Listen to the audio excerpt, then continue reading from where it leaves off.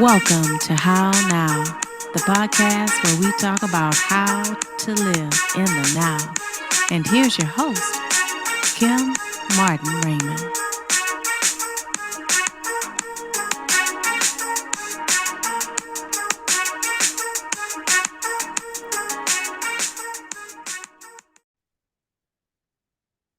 Peace and blessings, and welcome to this edition of the How Now podcast, where we talk about how to live in the now. I am your host, Kim Martin Raymond. I am a minister, spiritual life coach, spiritual health and wellness awareness coach, and I am author and founder of Redefining You LLC, where I help my clients to realign themselves mind, body, and spirit. And if this is your first time joining us on the How Now podcast, welcome to the show. We are in season 3 and going strong, and happy that you have decided to come and spend this time with us as we talk about topics that are happening in the now. So make sure you go to my website, www.hownowpodcast.com. Click on your favorite podcast platform, like, follow, share, and subscribe, or you can subscribe to my How Now YouTube channel, where you can find out what's been going on our past episodes in the now and find out what we're going to be doing moving forward. So again, that's www.hownowpodcast.com.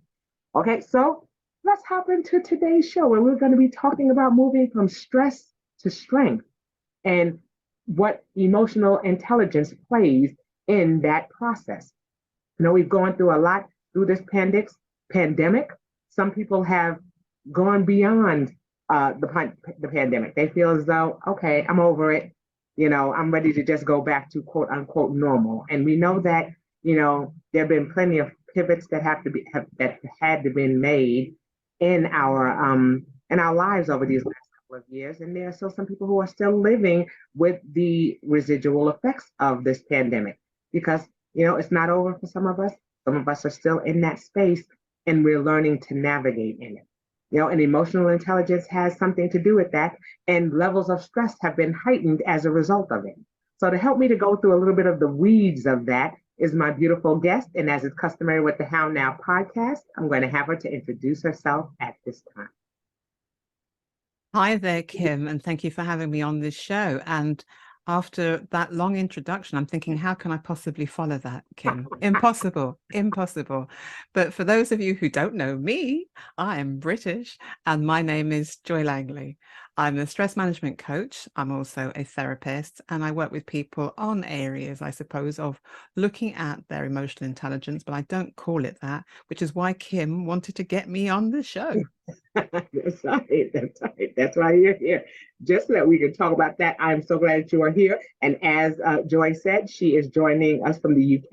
And so there's a 5-hour time difference for those of you who are not aware of that. You know, time starts there, and then it's 5 hours or however many hours from the UK around the world as to how our time differences are. So thank you so much for taking time out of your schedule to be here with us.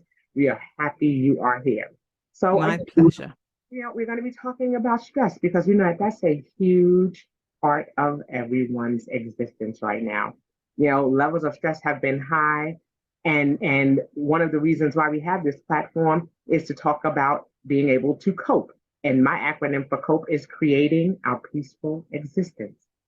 How can we go about navigating in this new space when things happen to us? And in this instance, things have happened to us.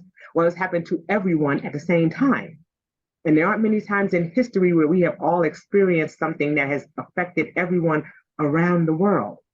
It wasn't just a pandemic that hit in one particular area. It touched lives around the world. And so everyone has had to make some changes, has had to make some adjustments, has had to make some pivots. And that's where a lot of the stressors have come in, because people have had to sit with themselves, right? And as they're sitting with themselves and trying to figure out, okay, I may not be pleased with where I am, or I'm not quite sure how to navigate moving forward, then the stress comes up, and, you know, emotional intelligence plays into that as well. So first, let's talk about, you know, where you were prior to the pandemic. Were you doing this type of work prior to the pandemic, and what was your clientele looking like then? Yes, I was definitely doing this work pre-pandemic, Kim, and I suppose I don't look at life in terms of in terms of that way, because life just keeps moving forward. So there are lots of if you were to draw a timeline of your whole life, you could go along and put down the incidents that jump out and stand out at you. You know, the time the time I felt before I had my child, or the time before I, you know, had some teeth work, when you were talking about teeth, or Yes. the time before, you know, my parents passed away. You could definitely plot out your life by putting on significant life events. So I know that your show is about highlighting the pandemic and everything else, but I must admit, Kim, I try not to live in the past. I try to keep moving forward. It is a blip on the timeline of events. And yes, it was very, very significant at the time. But because I deal with stress and anxiety and the management of all of that, Kim, that being in that space for me keeps you stuck in the past. So I need people to move out of the past and into the present, and then try and take themselves into the future. So yeah, I don't look at it that way, but it was an amazingly like crazy, sad thing that happened to the world. But I was glad, and if I can use the word glad, that it happened to everybody at the same time. And the reason why I say that, Kim, is that there are an awful lot of things that happen in the world that are on the news, and you only have to look at your phone to be fed stuff that you don't want to see, or if you turn it on deliberately. But there's so much stuff that happens that you can always say to yourself, oh, that's so terrible, but oh, thank God it's not happening to me. Or not even thank God it's not happening to me. It's very much, it doesn't hurt. There's no pain felt. There's no empathy. There's no understanding of what's happening to it. So for me, even though I did actually catch COVID in that early period in the March 2020, I still had a sense, and I still have it, that thank God it happened to everybody at the same time, regardless of whether you were rich, poor, fat, thin, black, white, it doesn't matter. Everybody, it had that impact on them, because it's so easy in this world, Kim, for us to not feel anything for someone else simply because it's not happening to us. I think So that is the biggest thing about the whole pandemic and the COVID, you know, virus, and how did it come about, and being stuck at home, and what do you do with yourself? Even I got into that really like anxious, worry and fear mode, because that's what uncertainty does for you. Like you said, it's been a challenge, and you know, you make some very valid points. You know, things are a blip, you know, along the timelines of our lives, and it's how we you know address those things. For some people, it was catastrophic. It completely, you know, put the brakes on their lives. They didn't know what to do, you know. And then there was some who was like, okay, we're going to manage. And that's where you have that little circle of uncertainty. I said, you know, you had that period of fear where you had people who were just, everybody was frightened. We didn't know what was happening, what was going on, what are we supposed to do? You know, that's why the show was called How Now, you know, because it was like, not what now, we know what happened, but how now? How do we go beyond this point? And you go from a point of fear, a place of fear, then you go to a place of education. People were going to the CDC and finding out, what do we need to do? How do we need to, you know, what are we supposed to do? Are we supposed to wear masks? Are we supposed to wear gloves? How are we supposed to clean? Blah, blah, blah, all of these things. Then you had people that said, okay, what can we do to help? You know, okay, I know what to do. I know how to make a mask. There are people who are making masks and going online and showing people how to make cleansing products and things of that nature. So you had people who reached back and said, okay, we understand what to do, and now we're going to reach back and help those who are still in those spaces of fear. And I would, you know, like I said, Kim, because I don't like to live in the past, okay, and even as you're talking, I'm reliving the whole event. And that's the problem with living in the past. You're either going to live there, and if it's a great place, then it makes you happy. Or if you live there and it makes you sad, you feel sad right now as you're speaking. So as you're speaking, Kim, it's actually making me feel anxious. And I'm very good at monitoring what's going on for me and what I'm feeling. And I'm thinking, why am I feeling anxious? And it's just an understanding that the brain, whether it's happening to you real time now or it's happening in your imagination like a dream, your body will create all the necessary sensations that you need to save your life. So your body will respond with the stress response, which is basically going to get you into that fight and flight mode. So you're talking about that. You could be talking about anything that's suddenly making me feel a bit nervous and edgy. And I can feel my body tensing up. I can feel my heart almost like tightening. And I'm thinking, I know what this is. I'm feeling worried now. I'm feeling fearful. I'm feeling. And so what I normally do when I'm in that place is I will try and work out, is it real or is it not real? So as you're talking, Kim, I'm really saying to myself, Kim saying that to me is making me feel this. But is that happening right now? And the answer is no, it's not happening right now. So that then calmed me down, and I was able then to refocus on what you're saying. But I could feel myself, drifting in and out of, oh my God, that's terrible, that's terrible, that's terrible, like panic, like a panic attack, basically. Now I'm sure, and I'm glad that you bring this to our attention, because that's probably how your clients were feeling as well, or how some people feel about anything. Like you said, beyond the pandemic.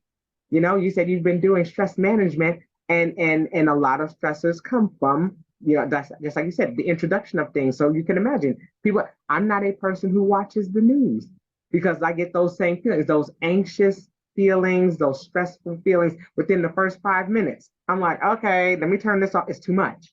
It's too much. Me too. Me too. I mean, it doesn't mean that I don't, every now and then I plug in because I don't want to be,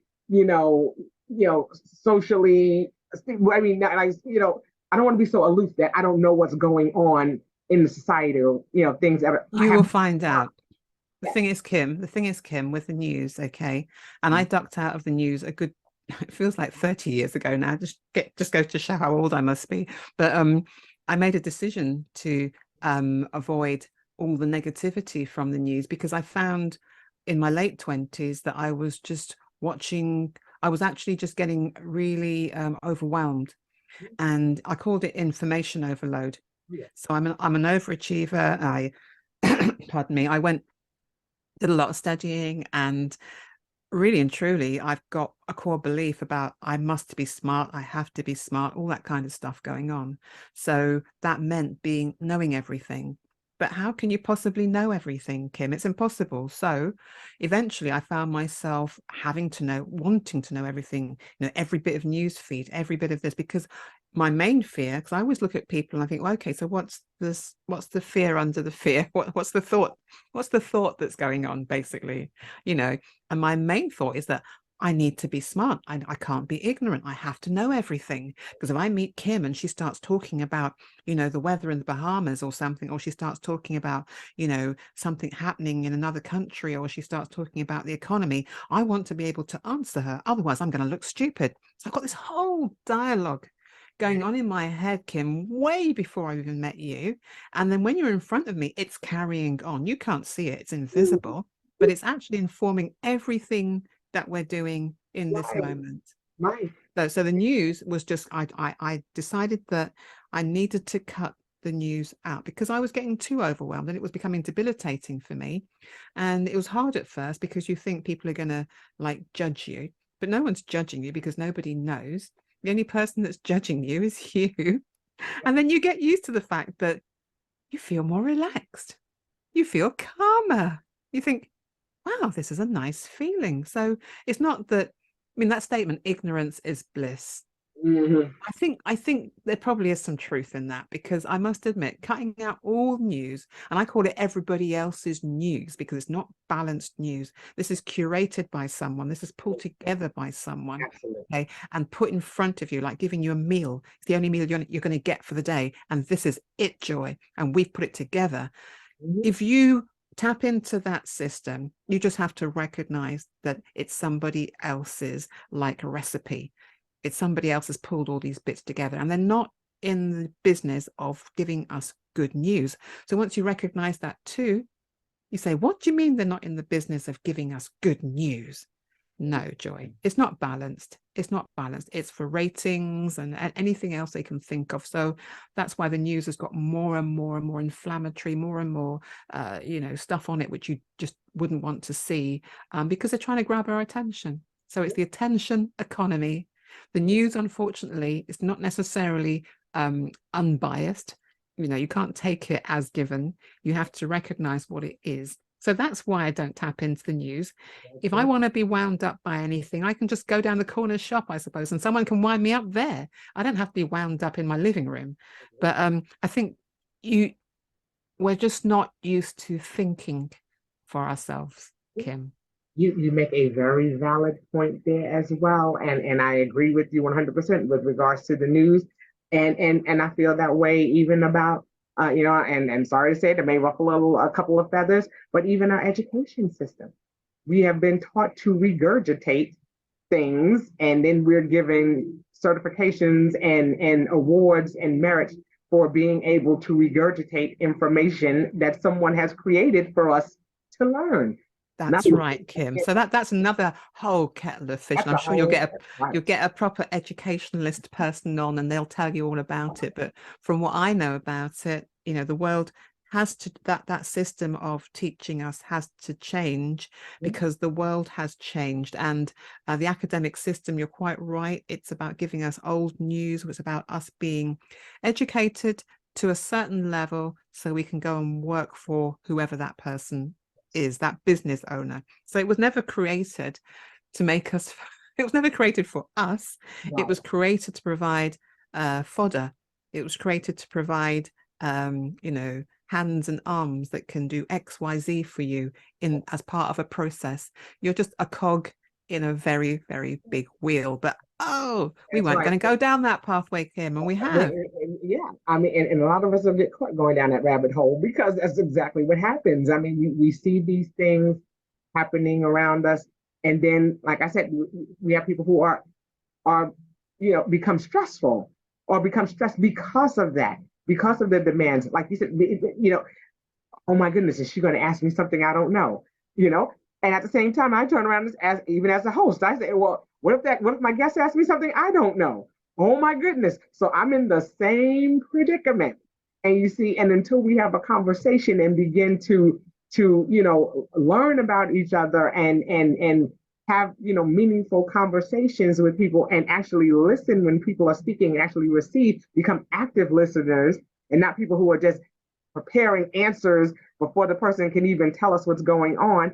That's why it's so important, like you said, for us to live in the now, for us to live in the present, so that we know exactly what's happening right in front of us, not focusing so much on what's behind us, but looking forward to those things that are going on in front of us. But we have to be present. We have to do something right in this space right now, so that way, we don't get caught in that vacuum. I think, Kim, it's understanding. I mean, I know that you talk about that your show is called, it's got the word now in it. And so for me, when you say the word now, it immediately makes me think about there's another reference point in terms of time. There's the past. And then there's another reference point in terms of time, and that's the future. So in my head, I've always got three reference points, one that's on the far left, one that's on the far right, and one that's in the middle. So for me, the middle part is the now. That's where me and you live. And the reason why I've come to realize that, however anyone describes that point in the middle of the past and the future, it's because that is where we do create things. It's the point where, the past is history, as they say, and we can't do anything about that. We can't change it. But the future, again, it's unknown. We're not magicians in that we can make it the way that we want it to be. Wow. But where we are right now, me and you talking, me and you like perhaps writing something or going off on a holiday and discovering something amazing that we then encourages us to then create an invention that then does XYZ for the world, that is the present moment. So we have to recognize what these moments are that are passing by right now, right this minute. They are the point where we create things, where we make things happen, where we do have some impact on our future. And I think what's happened over time, and even when I was younger, I know that you just didn't feel that you could have any impact. And then you get used to not having an impact. And that's when you become very passive.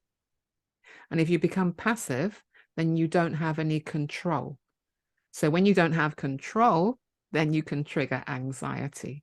And if you're triggering anxiety, you're then getting into stress. So, the whole thing about you like to pinpoint that one point in time, which is very recent. Okay, it's three years old now, 2020, isn't it? It's probably happening a little bit before that, but the world didn't know about it. Right. It's just that we just have to know that when things happen that we don't understand, when things that happen that we can't make sense of, when things happen that make us feel we have no control over the situation, me and Kim cannot change this whether we want it or not. The body, unfortunately, just gets so defeated and so deflated that you go into a slump, which could appear to be a depression because the body's protecting itself. What's the point of me fighting and fighting and fighting and fighting until I've got no energy left? My body just says, let go, Joy. So I let go. And that letting go can sometimes feel like depression, but depression comes about in different ways. But the anxiety, Kim, the anxiety is just about always thinking that there's something about to happen and I don't know what it is. And then once you decide, I don't know what it is, but I think I can have some impact on it, then the anxiety can disappear because it's about your agency. It's about your ability to make something, create some kind of change. So anxiety, you're never going to get rid of it, Kim. It's there for a reason. It's a biochemical thing that's happening in our body. Okay, so as soon as me and you have to do something, Kim, and we're not sure about it, I look at you and you look at me and then you look at, and we do this kind of look at each other, until suddenly your face changes and you look like quite relaxed. I think, why does Kim look relaxed? I don't know if I can do this or not. And then I think she must have come up with a solution. So then I relax and I say, Kim, it looks as though you found a solution to this. You say, yes, Joy, I have. And in that moment, all that anxiety just gets washed away. So you have to recognize that what anxiety is, okay, it's about a future thought. It's about you being in your head and having a future thought. And you're either going to decide that it's too big and too unmanageable and you don't have any solutions. So in this present moment now, we'll come back and in our time machine and we'll just be defeated. But if we can look into the future and say, well, I can see that if that happens, then perhaps I'll try this. Then we can be a little bit more relaxed in the now. But people can spend too much time. And I know I'm a very good person at worrying. My mum was a worrier. I was taught to worry. I've probably got medals somewhere. We believe, misinformed, that worrying about the present, worrying about the future right now and having too many thoughts is going to solve the future. It's like, no, it's not going to solve the future. It's just a very big story. So instead of having like one thought followed by another, before you know it, you've written a book and you're sat here just terrified.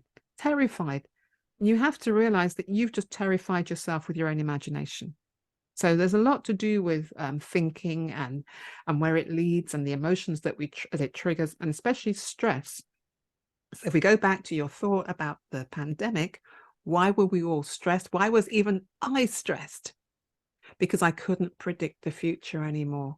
I didn't know what was going to happen. It was very, very like a blank canvas. It was also a lot of high emotion thrown in there. A lot of fear was thrown in. It's not like it was a lot of happiness that was thrown in there. Joy, you're going to keep winning the lottery, and then you're going to go on holiday, and then it's not like it was a happy visualization. It wasn't. It was a very depressing visualization. And then it was very real because people were actually dying.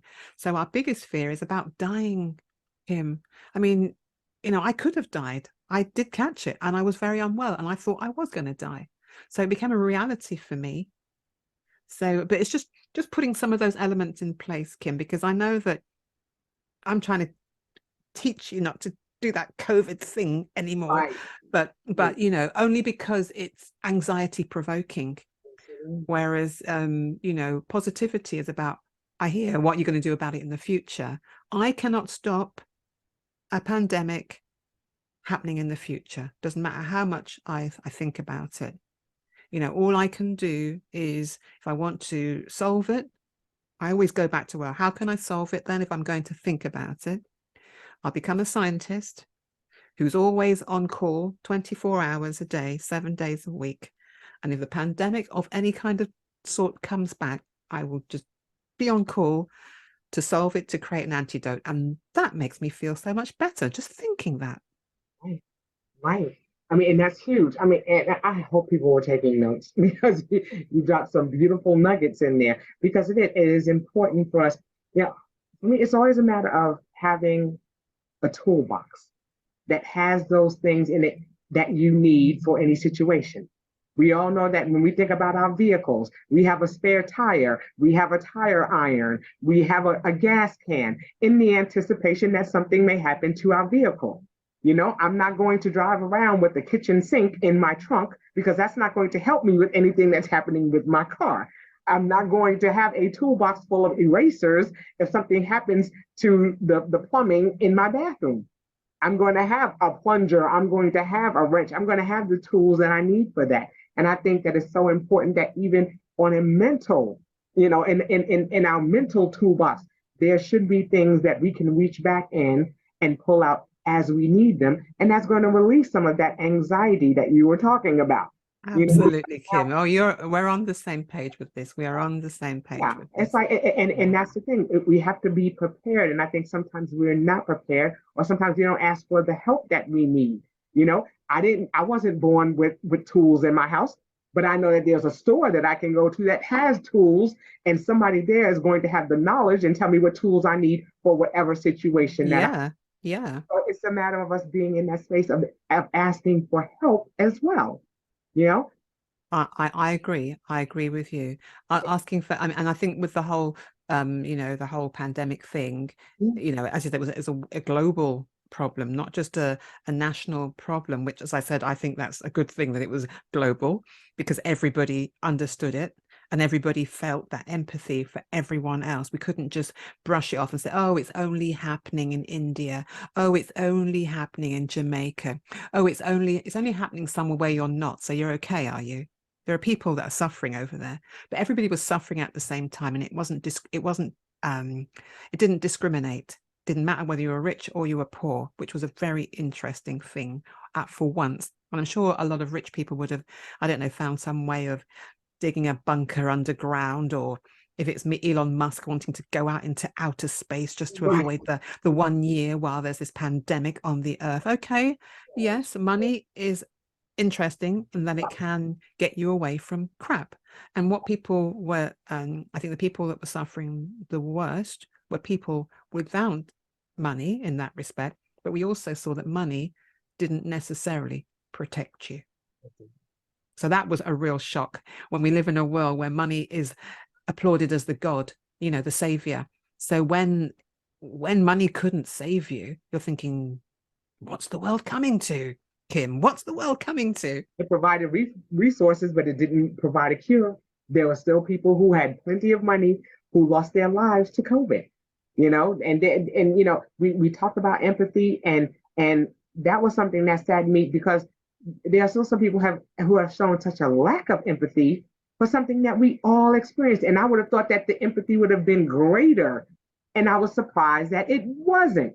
You know, for some people it was. Some people were empathetic, and that was great. And those are some of those people, like I said, who made masks and people who did things to try to help people to you know, climb out of that vacuum that they were stuck in. I get that. And then there were some who were still like, kind of like, okay, well, yeah, it's a pandemic, so it's just about me. And I'm going to make sure I protect me and forget about you. I need to save my life. And in a way, you know, Kim, we were speaking about emotional intelligence. Yeah. That's what we were talking about. And one of the biggest assumptions that human beings make about another human being is that you're just like me most of the time, apart from you bring the race issues into it. But otherwise, you're just like me. You think like me. You have the same thoughts. You know, you have the same values. You have the same. So human beings will meet somebody else and assume they must be like them. So it's interesting that you said about you assume that someone's going to be empathic. And I'm saying, well, That's because you're empathic, Kim, and you're judging everybody by your standards. So I would meet someone and I'd judge them by my standards. If I thought that people should hold the door open after they've passed through it for me and someone didn't, my first thought would be, how rude. How rude was that? But they might have been brought up in a culture or a home or an environment where actually you don't hold the door open for someone because, let's give a reason, because it makes the other person feel less than. It makes the other person feel incapable. It demeans the other person. So we always have to understand what the meaning is behind other people's actions. But going back to that emotional intelligence stuff, why? Well, there's some people that you came across that were not empathic. I would say, well, perhaps they never were like that. That's their whole character. That's how they're made. Because they, I won't bring the word psychopath into it, but if we're looking at a degree of kindness and givingness and caringness and whatever, and there's two extremes, of course. People that are extremely caring, people that are not caring, and then we're going to have people in the middle. So I'm always scaling things in my head, Kim, just to remind myself that the world is not fixed. It's not just Joy's way.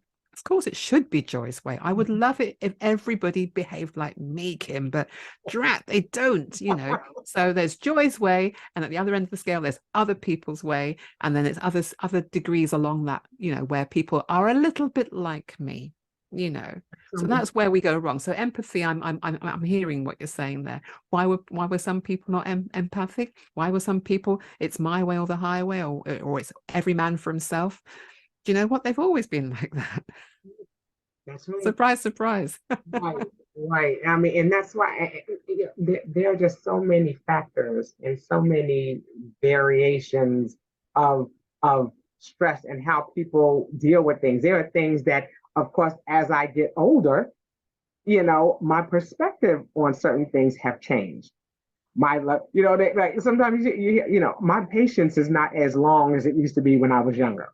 There are certain things that I'm less tolerant of that I was more tolerant of when I was younger.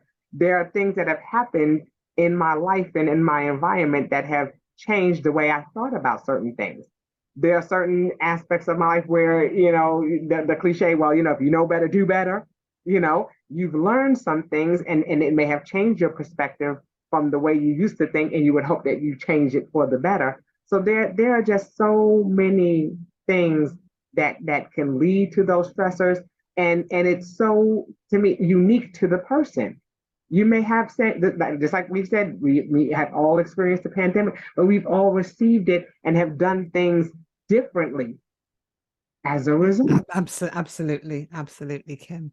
I think human beings just have to the main thing that I always come back to, even with this whole area of emotional intelligence and as a word, does it actually make any sense anymore? And it's just a made up word by another human being, like anything else that human beings have made up.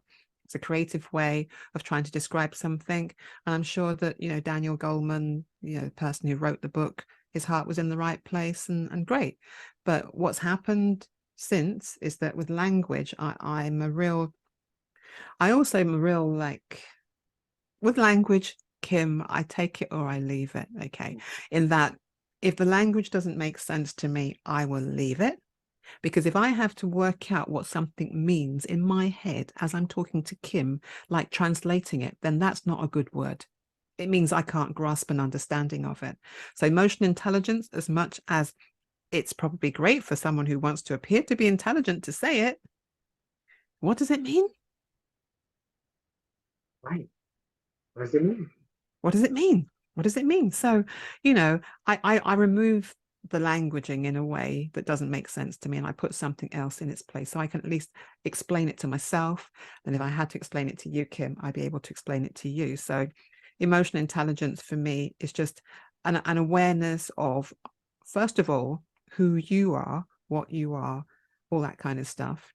And then you might be able to understand how somebody else is. So, and when you read the emotional intelligence sort of criteria, it is that kind of understanding of yourself and knowing your emotions and why you're feeling that way, which is great. But then there's also, unfortunately, that there's an obligation for you to suddenly know the other person. So if I'm with Kim, I'm meant to understand how Kim's feeling and get inside her head. And otherwise, if I can't do that part of the tick box exercise, then I'm just not emotionally intelligent. No, who says I have to understand Kim? Who says I have to read her mind? Please, I just about read my own mind, let alone Kim's. That's right. That's right. But just like you said, we give a label to something so that way, we don't understand what it is. So if we call it something, then that makes it real, or that makes it palatable. We are able to digest it better if we can call it something, just like anything else in this world. How did the names come up for all things? Why is this chair called a chair? Why is that Thank you, Kim. Why is this called a microphone? Somebody exactly. With that word, and we're like, okay, so that's what it is. All right, we're going to run with that. And we also accept words that are not real. So we'll accept a word like Amazon, or if it's the taxi cabs, Uber. We'll accept really strange words. We'll accept Instagram. We'll accept Facebook. I mean, LinkedIn. These are all the social platforms that's why I mentioned social platforms, not to plug them or anything, but they're made up names, which we then decide in our head we're going to accept because we've given it some meaning. And then we just say it. So I don't mind saying words where I don't have to keep on second guessing. But when I use the word emotional intelligence, and I didn't like the word intelligence being attached to the word emotional initially, I was very, very anti it. I've gotten accustomed to it, but I think I don't like the fact that intelligence is being attached to things like social intelligence, or cooking intelligence, or plane intelligence, or I don't know, dog intelligence. I mean, it's just a word, and if you were a good marketer, a good branding agency, you get one word and you attach it to another one. They don't even have to match, but the human beings will get used to it. And intelligence for me is too loaded as a word. It triggers me because I am coming from a place of wanting to always strive and be good at things. So you attach the word intelligence to it, and all I can see is the opposite is stupid. Okay, so Joy, if you're not intelligent, you're stupid. So you're either emotionally intelligent, Joy, or you're emotionally stupid. Which one would you like to be? Now, you triggered me again because I'm just in my phase of like, I have to learn, I must get good grades, I must do this, I must pass this. You just put me straight into another part of my life, another part of my timeline. Kim, thank you. That's where the stress comes right there. That's where the stress. You can hear how stressed I sound. Right. You can hear how stressed I sound just talking about it, Kim. I mean, that gave me anxiety right there, because I'm just like, oh my God. And that's true. It's like, am I emotionally intelligent or am I emotionally stupid? Wait a minute. I can't be something in the middle. I can't be there. There's no in between. I mean, it's all or nothing. And I think a lot of us take that mindset when we're talking about, things that are going on. It's either all or nothing. And I'm like, there are so many things that I'm on the fence about. There are so many things that are a gray area for me. And I'm like, okay, so do I not get a passing grade for being in the gray? Am I a C, or is that an A or B? See, and then you're either a winner or you're a loser. Right? Sorry, Kim. There is no you're either you've passed or you haven't passed. Okay, Kim. I'm sorry. There's no, but there is room. Obviously, if we remove the word emotional intelligence for the process that's happening. Okay, if I just give it a word that I understand, which is just awareness of me. Do I understand me? Do I understand how I think? Do I understand how things have changed? Do I understand how, if I'm around Kim and I want to have her chocolates, do I know how to manipulate her to get it from her? Do I know what to say? If I take her chocolates without her knowing, do I realize that she might not be happy and she might run after me? Am I aware of that? So I'd be aware that you're going to be unhappy. So that is me actually knowing how somebody else might feel. That's that empathy part of it. But I also know that, I'm going to be doing it, and I'm either going to make you happy or unhappy, or I'm either going to, be chased by you or not. If I've worked out what some of the outcomes might be and I'm okay with them, then I'll go with it. But other than that, so that's really simplifying something, because beyond that, there are a list of all these skills that human beings are meant to have. When you go deeper into not just emotional intelligence, but the word that they like to use now is soft skills, things that you have to have. And I've got a list of, I did a show about a radio show, and it was about, I said 29 soft skills, and I was like underestimating it, be quite honest, because it's like you have your main groups, and you have your subgroups, and you have your subgroups off the subgroups. So of course you can keep going on and on and on. And I've got a list in front of me which was like communication here, emotional intelligence was one of them, adaptability, time management, decision making, problem solving. See, I went, oh, and I'd only got to number 7, and I had another 29. I thought, what? But all it's saying, just like you mentioned about the toolbox, it's a toolbox that we have, that we go through life. And let's just face it, we have probably got most of those skills to differing degrees. Otherwise, we wouldn't be here talking to each other as, valuable, sensible human beings. We just wouldn't have got this far.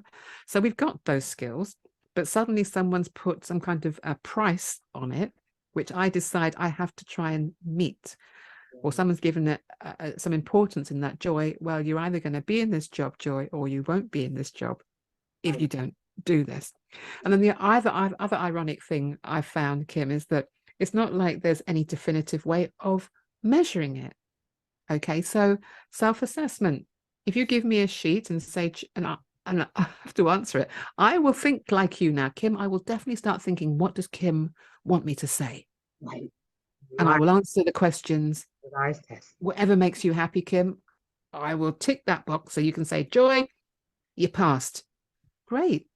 So the measurement of it is interesting. I think that other human beings should be measuring it and holding people accountable to it. And the only measurement should be a bit of kindness. To me, human kindness goes a long, long way.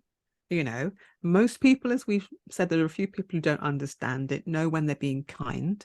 They know what a face that's had a good experience looks like, and they know what a face that has not had a good experience looks like, because we also mirror each other. Human beings are very clever in that we are meant to be cooperative. So if you're feeling sad and you've got a sad face, Kim, I'll look at you, and I might have come in all smiley into the room, but suddenly my face will fall. I'll start to copy you. I'll say, Kim, what's wrong? What's wrong? Or if I come into the room and I'm unhappy and you're happy, you might lift my spirits a bit more. It's interesting how we copy each other. But I think this whole thing about, why do we need to have that emphasis on emotional intelligence?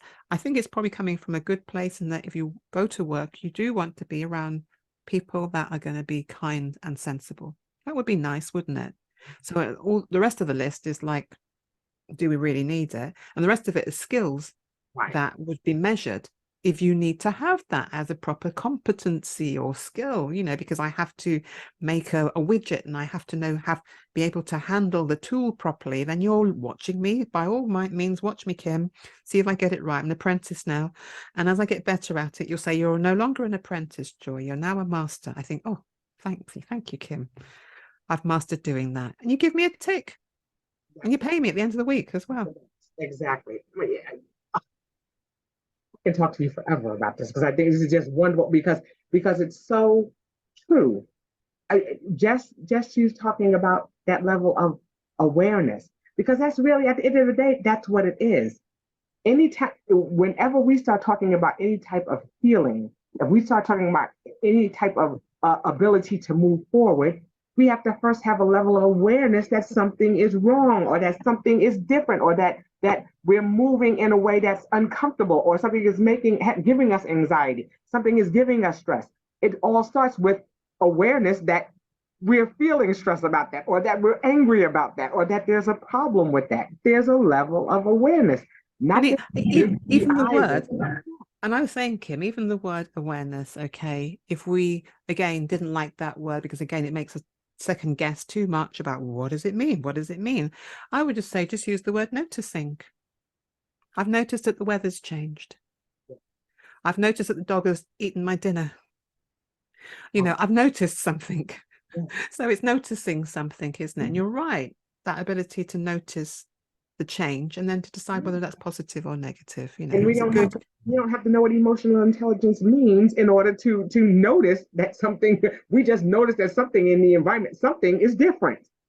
And then that whole issue of application, just like when you're talking about the apprentice in the mastery. Even if we sat here and had a whole show about emotional intelligence, if I don't know how to apply it, What's the point? Right. Or just like we go to school and we've learned all these things. Yes, okay, so I learned, about how, in trigonometry, I learned about things, trapezoids or whatever. I learned about things being congruent and all that. How am I applying that in my everyday life? And Thank you, Kim. We'll hear some of the millennials say it too. What does that have to do with anything? Why do I have to know trigonometry? Why do I have to know, and I just say that because a lot of people, are opposed, or they're not huge on math. You have people that are, math was not my subject. But you have certain But things. why, Kim, in this day and age, okay? Because even me and you, and you're a little bit younger than me. So when you say trigonometry, I'm like, yeah, I remember that. And if you said algebra, I'm going, algebra, oh my God, So the question is, why did we have to learn it? And you'd have thought by now they'd have taken it off the curriculum and be teaching things that people need. So the fact that they might still be teaching this in schools is like, why? So you can see why the education system needs a bit of an overhaul. What kind of skills are they preparing young people for that are going out into the world? And with the world changing now in a very dramatic way, way beyond COVID now, Kim, I mean, artificial intelligence and the use of ChatGTP, which I've been using a lot, kids have to be prepared for a world that's completely different. So all the skills they're being taught in school are redundant. Then really no value. So they should be teaching kids things that they can use. And I think it gets even more serious because with the unemployment figures and people who will probably lose jobs because of machines, teach people the skills that will allow them to be human, to feel valuable. If the machine can do it better, and it's going to take over, then great, let it have it. But also as human beings creating all of these creations, we have to be a bit more responsible, because if we are ultimately blindly walking into, and this is a completely different subject, Kim, but if we are blindly walking into a situation where we are making me, you, and our friends redundant, what are we supposed to do with our time? What are we supposed to do? All those soft skills, like you said, time management and things. My thing is, how do we apply? How do these things apply? How do they apply? But what are we supposed to do? What toolbox am I putting this in for myself? Kim, if we haven't got a job, or I can't become a business owner because what I'm doing, nobody wants, machines already doing it, where does that put me as a human being? If the real thing with human beings is that we just you need to feel valued, okay, and be doing something which hopefully makes us feel good, but also makes somebody else feel good. If we can't do that ultimately, Kim, then for me, because I live in that world of anxiety, stress, and depression, there's just going to be lots of it. And they already say there's enough of it at the moment, and epidemic proportions. The world that has money is not getting any happier. People who have less know how to be happy. People in the Western world who should know how to be happy and actually probably have more are not happy, and they're getting more and more unhappier. So, if I was going to do some sort of like, wacky correlation between the increase in artificial intelligence and the increase in depression, I would just put the two together. I'm sorry, that's me, but someone's going to prove me wrong. But that's it. And all of that, that's how we move. We said that we were going to be talking about from stress to strength, but this is exactly the process. Being able, like you said, to notice things and being able to see how certain things apply, and how do they apply in our lives, and how can they help us? How can they be put in that toolbox that we need it for, so that when we get to a place, and we will, because there's never a space where in time where we're going to get to and we say, oh, I'm stress free and I'm going to be stress free forever. No. than No, we anybody. need stress. The body needs to be stressed anyway, Kim, even from a very simple perspective of getting yourself out of bed. The mere fact of lying down, sleeping for, I don't know, 6 or 7 hours, and then this body has been still, and this body now has to move. If we kind of understood the stress that it puts on our whole physiology to get out of bed, to get our heart pumping properly, and the cortisol, which is a part of normally the stress response, like people know adrenaline and cortisol get triggered. But in order to get out of bed, your cortisol, which is one of your stress hormones, is at its highest point in the morning. People will think that's really weird, because you can wake up in the morning, and I can wake up feeling anxious. I think, why am I feeling anxious? Why? But I'm not feeling anxious. I'm noticing the sensations that I have when I feel anxious are similar. My heart's racing. I'm very alert. Because Joy, it's saying, get out of bed. You need to do something. You need to not lie in bed today. You need to brush your teeth. You need to do some, shopping. You need to. So all of these things require a little bit of energy and a get up and go and to motivate me. So it's like, once you understand a little bit about your own biology or physiology, you can begin to place why the body needs to be stressed sometimes, because there is good stress, Kim. And why some of the other tiny little micro stresses that happen to us throughout the day that really don't matter, but that can add up to a big, I call it like filling up a cup. Right. Filling your cup up with little micro stresses, of course, eventually the cup will get full.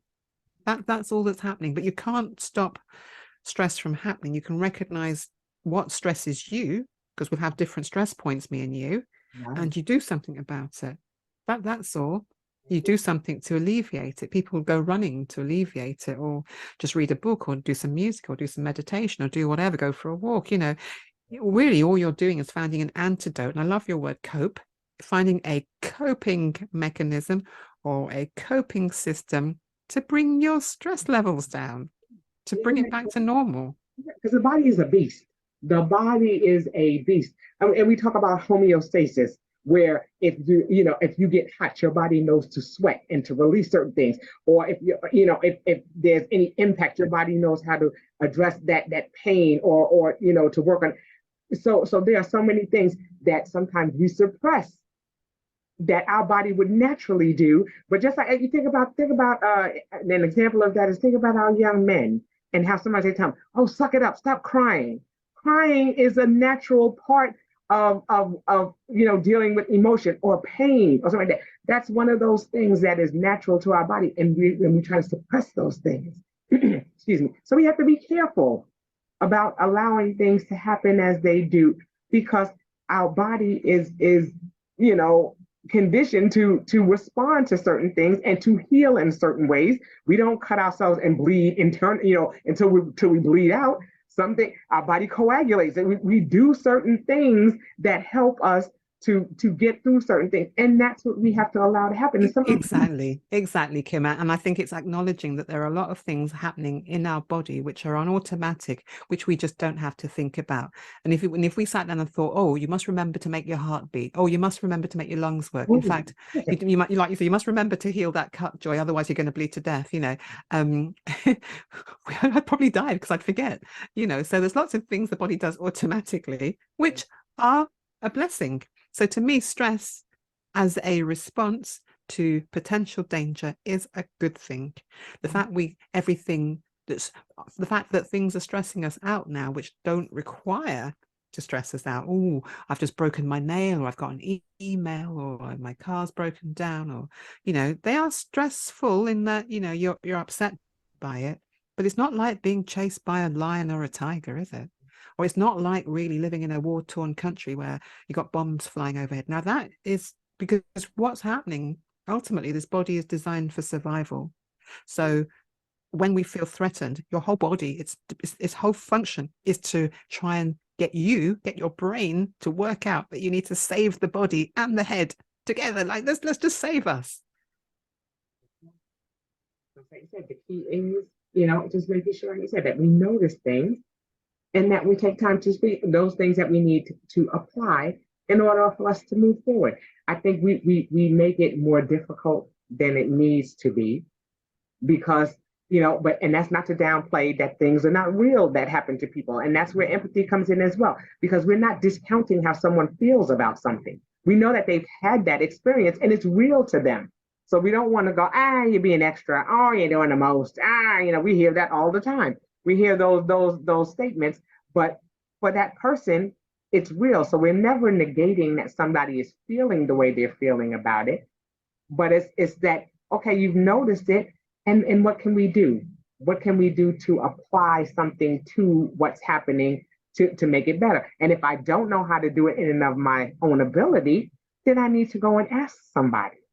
Oh, Kim, I tell you, we should write that on some cards and we should sell it. And I think it will be a bestseller. Just one page with those 4 lines on it, and it will be a bestseller because we're saying this is how human beings work.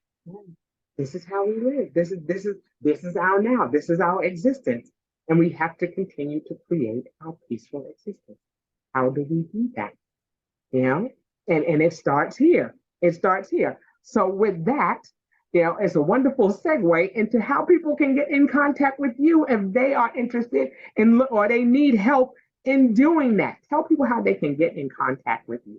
Yeah, well, I'm on LinkedIn a lot of the time, and my name is Joy Langley that I use, but you'll find me on LinkedIn, probably Karen Joy Langley. Okay, but if you can't find me on LinkedIn, I do have a website, and it's joylangley.com. So of course, that's the easiest way to find someone, isn't it? Really and truly. But I am on LinkedIn. I don't do the other social media platforms in that way. I have got a Facebook page, but not in that way. So the best thing is to look for, I would say, joylangley.com, the website. Why not? That would be my first. If I needed to find you, Kim, I would think, oh, Kim, her surname. Like, let's just have a look for that first. That's what I would do. Right. And it's so funny because my name is so common. Kim Martin is such a common name. I've added the Raymond on there. But yeah, but because I have so many things that are affiliated with Kim Martin, it's hard. So, it's difficult, but people will find me. I tell them, look for me on How Now, look for me on Linktree, things of that nature. But yeah, people will find you when they want to. I think I would say to them, Kim, all they need to look for is superstar. And they can't go wrong, really, can they? Oh, she's awesome. She gets to come back every week. Okay. It's going to be the Joy and Kim show. We'll see you next week. Oh, that's so good. Thank you so You see, much. I have a very high degree of emotional intelligence and also manipulation, as you can see. Okay, it's amazing. It's amazing. Okay, so look, she's a professional. Okay, and there you have it. Okay, but one other question, of course, that I ask all of my guests before we depart is, how are you living in this now? How am I living in the now? Well, I think about that a lot because especially when there's so many books around the now, and I realize again that it's another word which I don't understand because my brain is very good at saying, Joy, she's just said the now. Do you understand it? Yes or no? I'm going, I don't know what she's talking about. Do you? I'm having a real internal conversation with myself right now, Kim. So I would say that life is very interesting, and sometimes the reality of it is not what we want. Okay. So the option that I would say the creator God has given us is imagination, which is brilliant. So I can escape sometimes into my own imagination, which is fine by me. I know that the now kind of theories and people that propose that are about you staying in the present moment. But sometimes I don't want to be in the present moment. I want to be in my fantasy head somewhere. But if you want to use the word, do I feel grounded? And that's another word that people might or might not understand. But are my feet on the ground? Do I feel in touch with reality? How do I make sure that happens for me? I have people around me who will bring me back down to earth pretty quickly and tell me that I'm not living in the real world and tell me that I'm fantasizing. So I've got people around me who I allow to do that. Okay, that's how I stay grounded.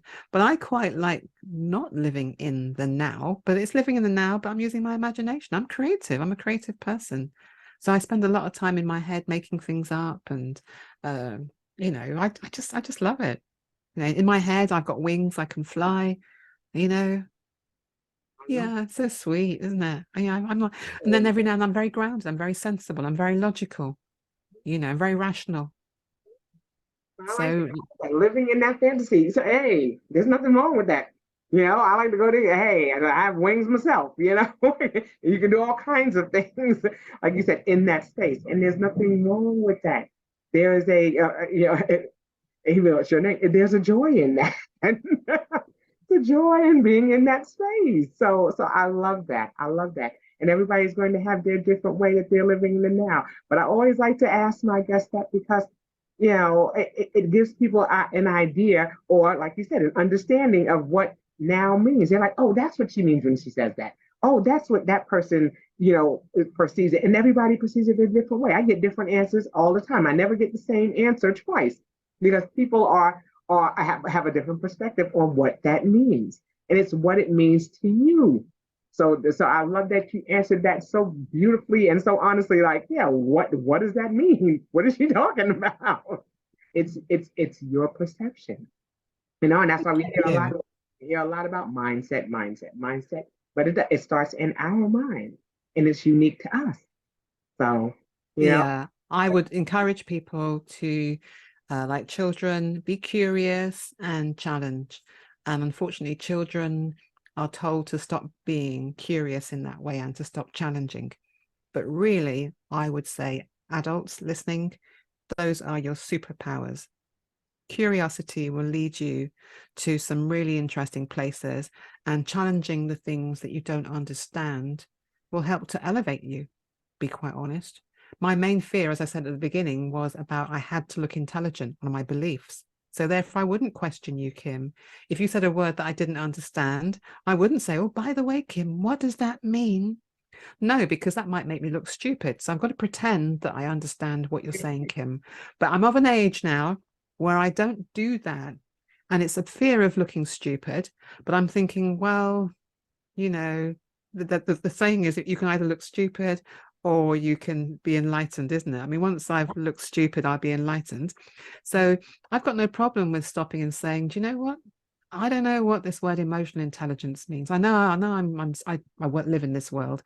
I don't know what that word living in the now means. I've seen it on so many books. I've seen it written down. But what does it mean? So you have to be brave enough to say, I don't know what that means. But that's from a perspective that once you get the answer, you'll be enlightened. there you go. You're enlightened. You're not stupid. You're curious to know what's going on around you, and there's nothing wrong with that. There's nothing wrong with that. And with that, I am going to say thank you so much for being here with me, Joy. It has been an absolute pleasure having you on the show. And as I've said to some former guests of mine, you are now a part of the How Now family. You are always welcome to come back and to tell us what is going on in your now, because what's happening today, tomorrow, 2 weeks, 2 minutes, 2 years from now may not be what's happening at this moment. So you're always welcome to come back and let us know what's going on in your world. I wish you the best in all that you do. And again, like I said, we'll see you again another time. We're not done. This is going to be the Joy and Kim show because, you already said she's I'm a superstar. So, you got to keep company with other superstars. That's how Of course. The stars have to hang out together. That's it. The That's what stars I say, align. Kim. They align. That's what we It's been do. an absolute pleasure being on your show. I didn't know where any of these conversations were going to go, and I must admit they've gone all over the shop. But that's what happens when you talk to me, Kim. You can get anything. It's a surprise. You're going to get that every week with me as well. So like I said, just come on in, have a seat, strap in if you need to. And hopefully you'll walk out of here a little bit wiser, a little bit more in tune or knowledgeable as a result of the experience. So again, thank you so much for being here. My absolute pleasure. Yes, and that will do it for this edition of the How Now podcast, where we talk about how to live in the now. And until I see you the next time, I say peace.